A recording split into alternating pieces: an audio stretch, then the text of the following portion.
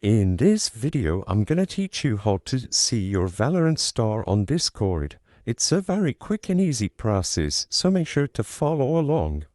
What you need to use to see your Valorant star on Discord is this tool called Valorant.love.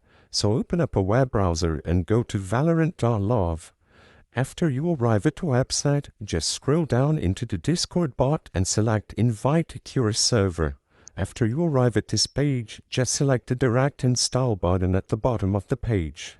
After you invite the bot to your server, you have to register your account by typing /register and then selecting the region which you play Valorant on.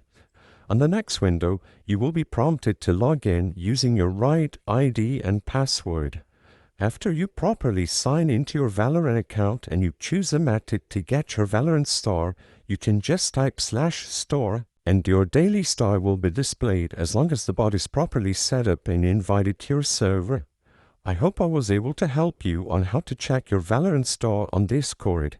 If this video helped you, please be sure to leave a like and subscribe for more quick and easy tips. Thank you for watching.